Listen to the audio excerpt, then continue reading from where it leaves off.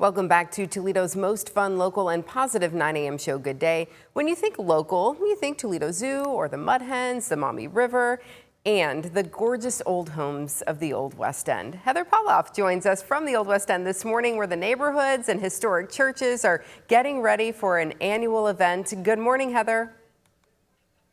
Good morning, Amanda. That is right. The Old West End, the planning is getting underway. The setup is underway. Everyone is getting ready for a very busy weekend, including the planners of the Old West End.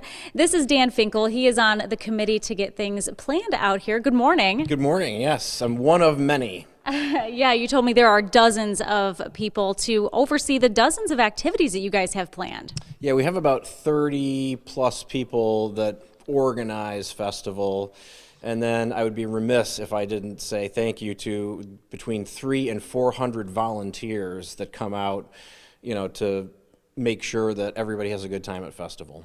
So we are standing inside of the Presbyterian Collingwood Church, yes. And this is actually an important part of the festival this year. Yeah, so we don't normally have churches on tour. They do pop up from time to time, but this year Collingwood Presbyterian is on the home tour, as well as 5 historic homes.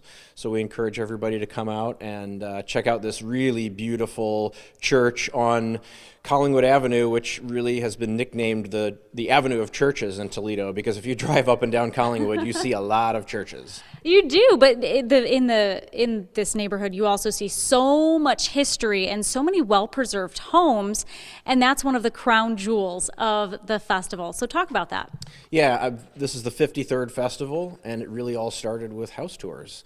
That was really the first festival, was people opening up their homes. And it's turned into something quite larger than that, but home tours remain one of the biggest draws for festival, and really drives. Festival is a fundraiser, and a lot of that fundraising comes from the ticket sales from home tours.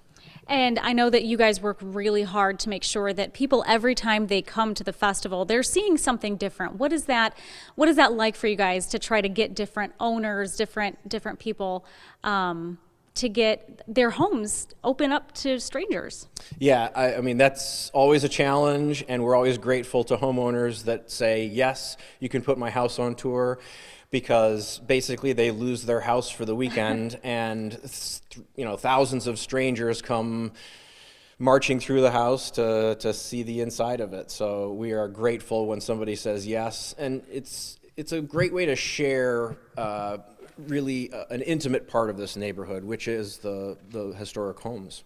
Absolutely, and you've got a lot of family-friendly activities that are going to be down here. Imagination Station, just one of those many activities that families are going to be doing. So this Old West End Festival has been going on for decades, over 5 decades. It goes on again this weekend, June 6th and 7th. The King Wamba Festival kicks off on Saturday morning at 10 a.m., and then the festival, the actual homeowners are going to be having those tours from 11 a.m. to 5 p.m. But let's talk about the King Wamba Festival.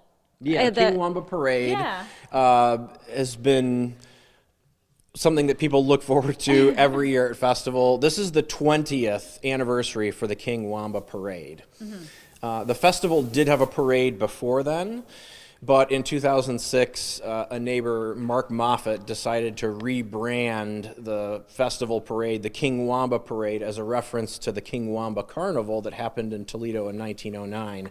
It's been like that ever since. It's wild, it's crazy, it's fun, and because this is the 20th anniversary, Mark Moffett is come back to be our Grand Marshal for the parade. He doesn't live in the area anymore, and he's coming back, and he's being our Grand Marshal.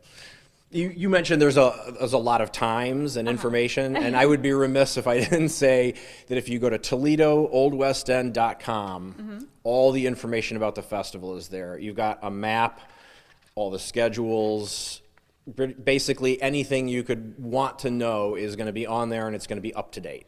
Does that include where people can park? Yeah, that's a common question we get is, where can we park? This year we are closing a portion of Delaware Avenue. We have not done that in the past, but traffic can be really crazy when thousands of people are descending on the neighborhood. So that'll be shut down, and people will be looking for places to put their cars, and there is designated parking on that map.